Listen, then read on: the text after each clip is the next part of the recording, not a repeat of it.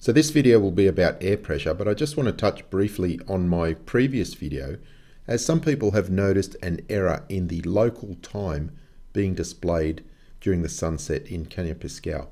In Ushuaia, it was correct, and the reason for that is because Ushuaia is located in the database for this program. If we search for choose location from list, we go to Argentina and scroll down to U.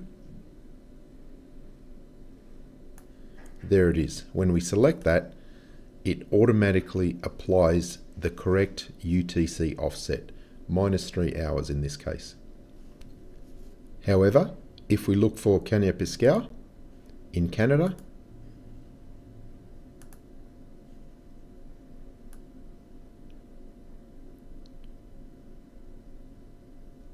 it is not there at all, and therefore the location has to be entered manually.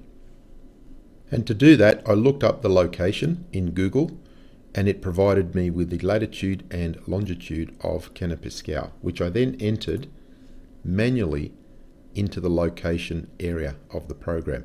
I also typed in the name. However, the UTC offset did not update automatically. It remained on the previous setting from my last selected location.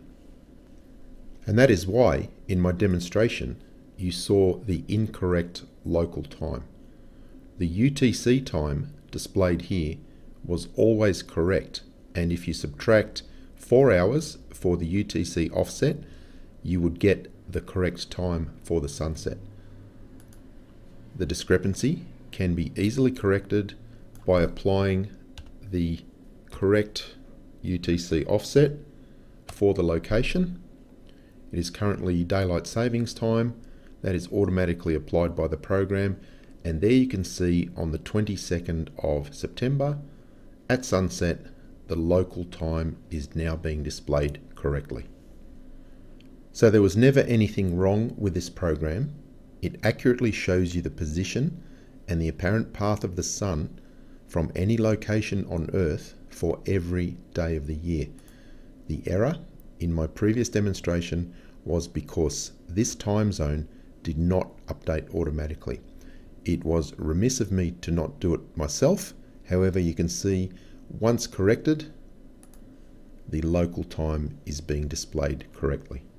And it was quite interesting to see the way flat earthers jumped on that like seagulls onto a chip. They completely ignored the point of the video, which was the geometry of the equinox is based on the center of the sun, and the angles in time and date are determined when the top of the sun crosses the horizon. They also continue to ignore the elephant in the room, that none of these angles are possible on a flat earth, and in fact they confirm the globe. They focus purely on this 3-hour discrepancy, which was not a fault in the program. It was simply because Kanya-Pisgah was not in the database and I had not updated the local time zone manually.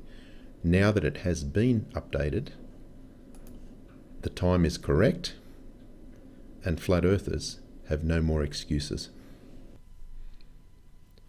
So the rest of this video will be about air pressure and how easy it is to prove that we can have a pressure gradient with higher pressure existing alongside lower pressure without the need for a container. And to do that, we only need a cell phone with a built-in barometer and an appropriate app.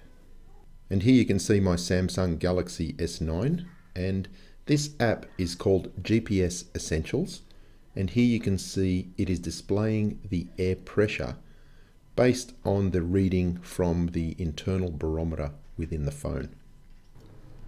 And the unit of pressure being used here is hectopascals. If we were using millibars, it would be the same value.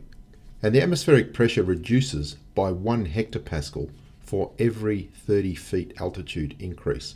And this barometer in the phone is sensitive enough to detect that, even at changes of less than 30 feet. For a change of 6 feet, that is 20% of 30 feet, we're going to see a change of 0.20 hectopascals. I put the phone on the floor, I lift it up to 6 feet and slightly higher, and you will see the change. And after that, I take the phone for a ride in an elevator from the 26th floor of a hotel down to the lobby and back up again. And you will see the pressure value changing by around 10 hectopascals, which equates to 300 feet vertically. And yet at no time is there any container involved. So the air pressure, even within a room, varies from the floor to the ceiling. It's only very small, but it is measurable with a highly sensitive barometer. And we have, therefore, a pressure gradient, different air pressures existing alongside each other without a container. So one of the apps I have on my Samsung phone is called GPS Essentials, and it has a customizable dashboard, and you can see one of the parameters I have there is air pressure, currently showing 1008.50 hectopascals. Now that is using the phone's internal barometer.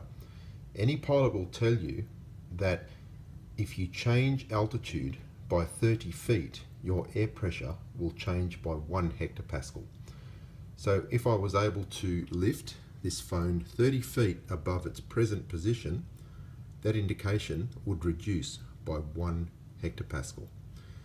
If we move 6 feet, 6 feet is 20% of 30 feet. So therefore we should see an indication of 0.20 hectopascals changing on the reading. So let's put the phone on the floor, take a reading, 1008.62. I will now lift it above my head.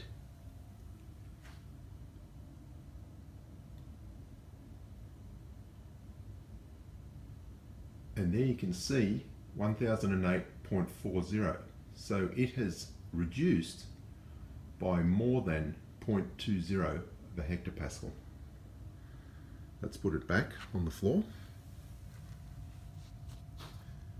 1008.6567. Lifting it up more than 6 feet.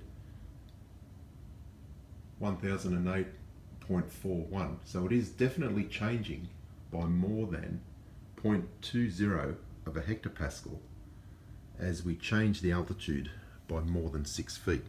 Back down on the ground. 1008.66, lifting it up again. 1008.43. So we are definitely seeing a pressure gradient even in this hotel room. The pressure near the floor is more than it is near the ceiling, and therefore we have a pressure gradient even in this room. We have a higher pressure existing alongside a lower pressure.